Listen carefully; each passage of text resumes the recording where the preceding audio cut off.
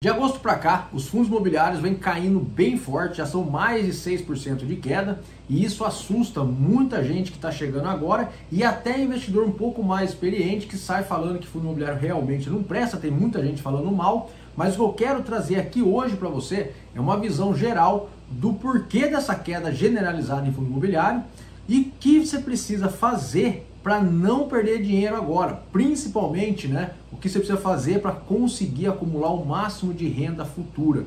Eu vou mostrar aqui na tela para você um exemplo prático no fundo imobiliário XPML11, o porquê que agora é sim a melhor hora de se investir. Opa, seja muito bem-vindo, seja muito bem-vinda. Se você é novo por aqui, meu nome é Thiago, sou autor do livro Mente Rica, Carteira Cheia, sou consultor financeiro independente e eu trago aqui hoje fundo imobiliário, um ativo que eu gosto bastante, que apareceu de um tempo para cá, um monte de gente falando abobrinha, falando mal pra caramba, mas eu vou mostrar aqui a ideia de se investir em fundo imobiliário, o que está acontecendo com essa queda, o porquê da queda, o que você deve fazer, o que não deve, enfim, vai ter muita coisa nesse vídeo que é importantíssimo que você fique até o final. E se você está chegando agora, não é inscrito no canal ainda, já vou pedir para você se inscrever, que depois você acaba esquecendo, e deixar o like. Caso você não goste do vídeo, você volta e tira o like, que aí você não vai esquecer.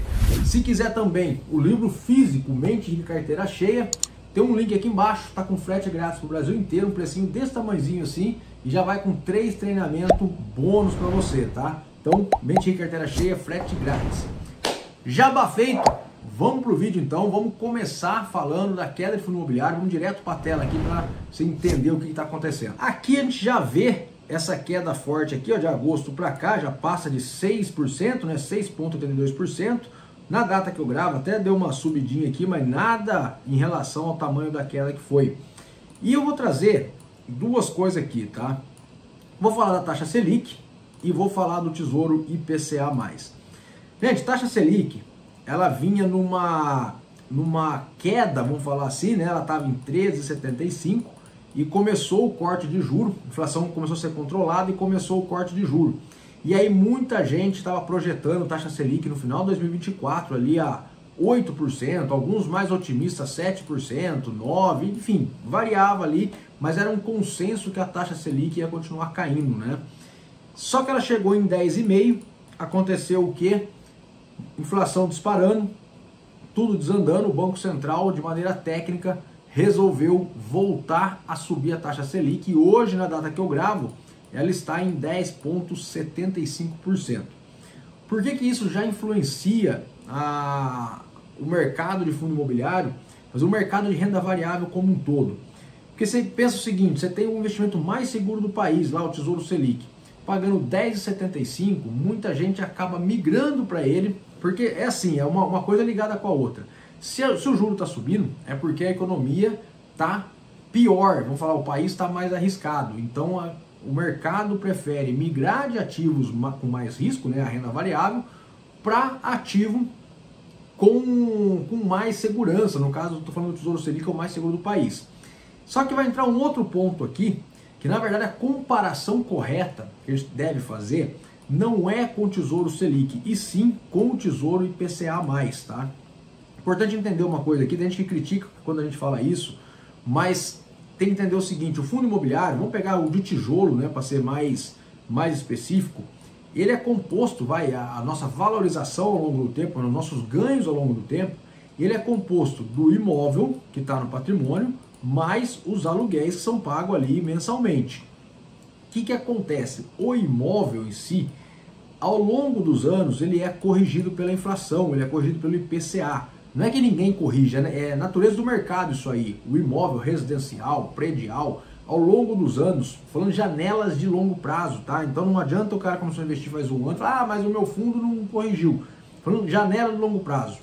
O imóvel, normalmente, se não tiver nada de errado na região dele, ele corrige pela inflação. Tem uns 200 estudos que mostram isso aí. Então, quando você recebe o aluguel do fundo imobiliário, de novo, janela de longo prazo, porque se não estiver pensando em longo prazo para fundo imobiliário, já está errado, tá? Tem que estar pensando em geração de renda ali para o longo prazo. Então, quando você recebe esse aluguel aqui, o que acontece é que você recebe ele mais a inflação. Então, você tem lá o IPCA que está no imóvel, mais o rendimento aqui. Lembrando que esse rendimento, na data que eu gravo aqui, final de outubro, ele ainda é isento do imposto de renda. Não sei se o pessoal passa uma reforma aí e tributa, né? Mas hoje ele é isento do imposto de renda. Então beleza, então o fundo imobiliário você tem lá o IPCA, lá no imóvel, de uma maneira indireta, porque está falando de longo prazo, mais o dividendo. É importante você entender isso aqui.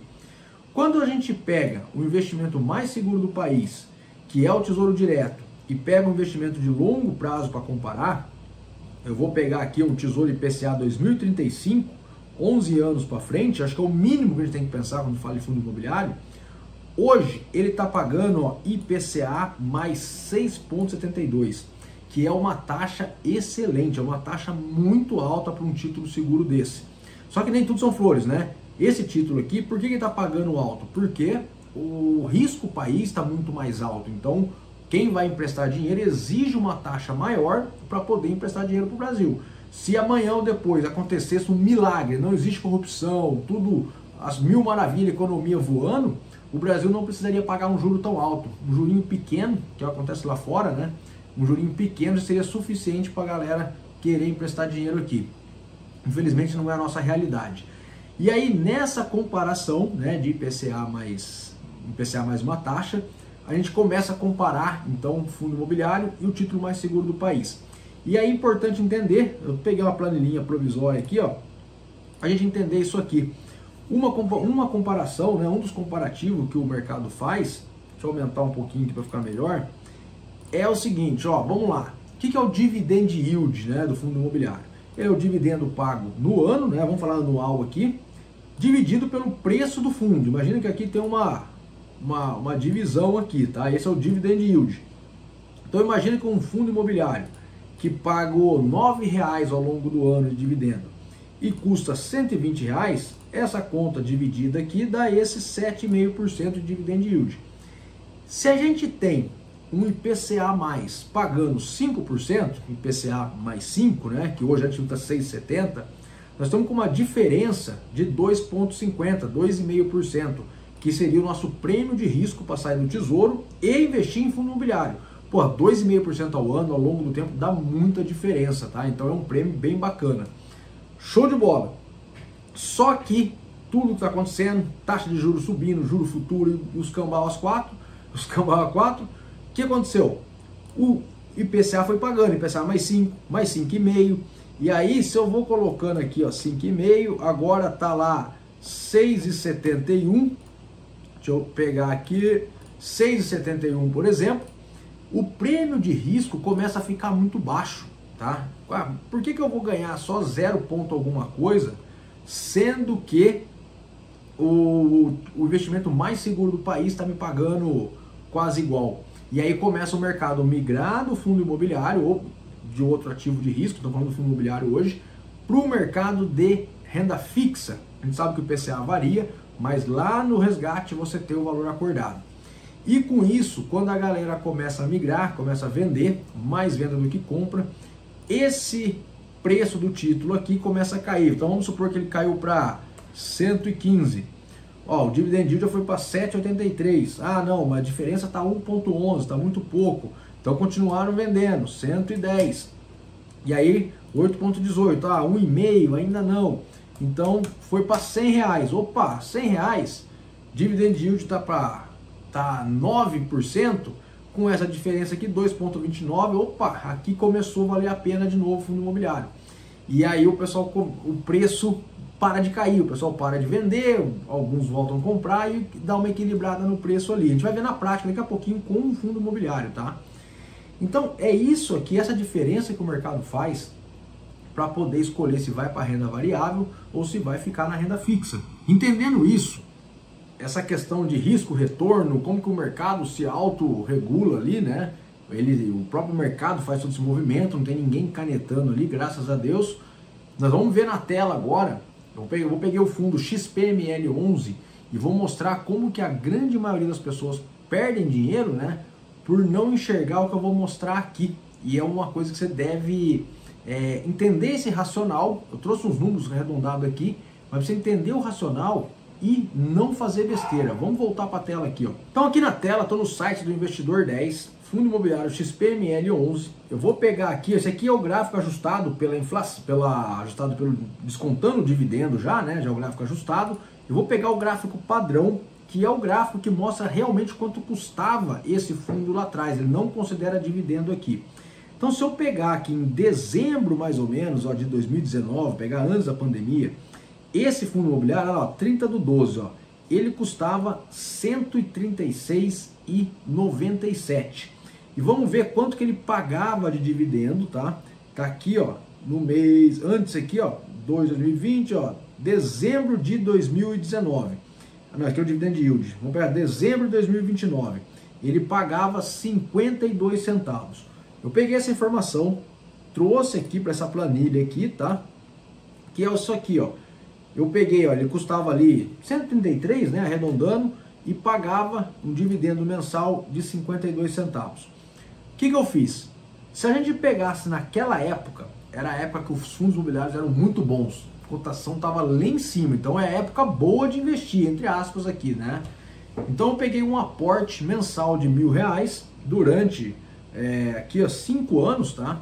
E hipoteticamente, só para você entender o racional, antes que alguém venha falar abobrinha no comentário, vamos supor que o fundo ele estava travado ali em R$133, essa cotação não variou, e ele pagando ali os 52 centavos. Então cada compra que a gente fazia, dava para comprar ali 7,52 cotas. Não dá para comprar fracionado, a gente sabe disso, mas preciso que você entenda o racional aqui.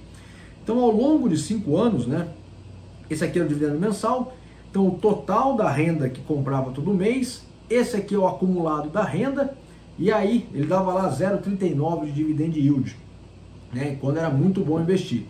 Acumulando esses 5 anos aqui, ó, o que ia acontecer lá no final? Ele pegou aqui, ó, a gente tinha R$234 de renda mensal. Então 5 anos aportando R$1.000, eu consegui juntar um patrimônio, tá? Onde a gente tinha ali R$234 de renda mensal. Lembrando que fundo imobiliário, pelo menos na minha visão, eu acredito que, se não for essa visão, eu acho que está errado, mas, de novo, é a minha visão, a gente tem que estar preocupado com a renda que a gente está comprando e não com valorização.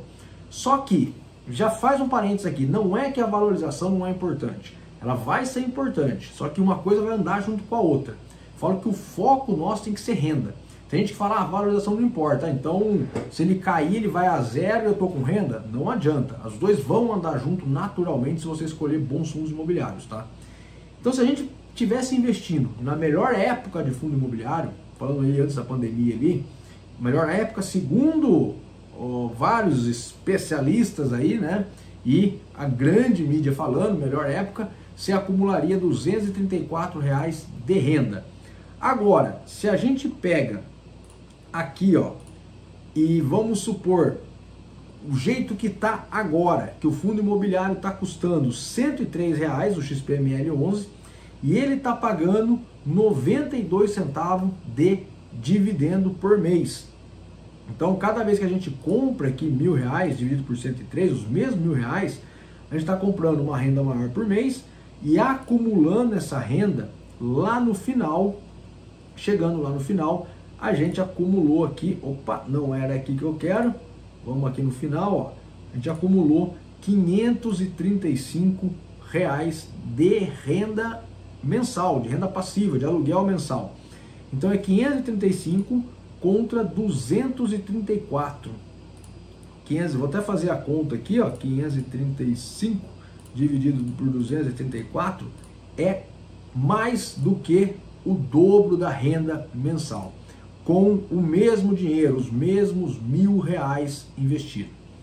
Galera, seguinte, vamos aqui, ó, preciso que você entenda uma coisa. Isso aqui é hipotético. O fundo não fica no 130, o aluguel não fica travado, ele é corrigido. Tem fundo que perde aluguel por um monte de problema que pode acontecer. Só que eu fiz isso aí de uma maneira para você entender o racional. Então quem fica tentando adivinhar a hora certa de comprar fundo imobiliário sempre vai estar comprando no pior momento ou próximo do pior momento. Quem fica querendo vender no pior momento vai estar desperdiçando a chance de estar acumulando cota de bons fundos imobiliários na hora que tem que acumular. Se a gente pega aqui, ó, vou pegar de novo, deixa eu pegar um gráfico aqui mais antigo, deixa eu pegar o próprio XPML11, ele não vai ter aqui para trás, mas vamos pegar aqui, eu vou pegar o IFIX mesmo que estava ali. Quem teve paciência, tá, de acumular cotas de 2013 até 2016, antes dos fundos imobiliários explodirem para cima, ganhou muito mais dinheiro do que quem começou aqui, ó, na melhor época, entre aspas, de fundo imobiliário. Então o que eu quero trazer aqui é que, primeiro, prestar atenção na qualidade dos fundos imobiliários que você está comprando, focado na renda. Segundo, não tenha só fundo imobiliário na carteira, você tem que ter uma carteira completa. Fundo imobiliário é só uma partezinha dela. Por exemplo, agora aqui dos meus clientes, por exemplo, o percentual de fundo imobiliário começa a cair, porque a carteira está caindo, ele vai começar a pedir aporte no automático, tá? Ele vai pedir aporte de fundo imobiliário. Quando o fundo imobiliário sobe muito, ele pede para segurar o aporte, ele acaba usando o próprio dividendo dele para aportar em outras classes de ativo que vai estar. Isso é o Asset Allocation, é isso que faz ganhar dinheiro e construir patrimônio ao longo do tempo, não é ficar adivinhando, pulando de galho em galho. Então, enquanto tem muita gente que pega umas janelas, coloca comparativo com CDI, fundo imobiliário não bate CDI, não tá fazendo da maneira correta. E outra coisa, eu não conheço ninguém que com CDI, a não ser quem já faz muito dinheiro, né, com investimento, ninguém com CDI fala, ele conseguiu mudar de vida com CDI. Eu consegui mudar a minha vida, não fiquei milionário não, mas consegui sair do meu emprego de engenheiro que eu queria sair e viver hoje da minha consultoria financeira, as minhas mentorias de outros negócios aqui, porque os fundos imobiliários eu fui acumulando desde 2014, 2015, os fundos imobiliários conseguiram segurar as pontas para poder pedir a conta do meu trabalho até a empresa aqui engrenar, tá? Então, falar nisso, até tem um formulário aqui embaixo, se você quiser preencher, né, para conhecer a consultoria, você vai preencher, a gente vai entrar em contato, vai bater um papo, ver se está no momento, e aí você te apresenta como funciona a consultoria financeira aqui, para fazer essa construção de patrimônio em todas as classes de ativos. Fundo imobiliário é apenas uma delas, tá? Se gostou do vídeo, deixa seu like aqui, se inscreve no canal para receber mais vídeos como esse, e não deixe de conferir os links aqui para você conhecer a minha consultoria, totalmente independente, não tem um vínculo com instituição financeira nenhuma, não ganho comissão do produto que vão te empurrar aí para poder ganhar comissão. Então tem um formulário ali embaixo, tem o link do livro, jabá feito aqui no final, tá tudo aqui embaixo, é só clicar e conferir. Te vejo no próximo vídeo.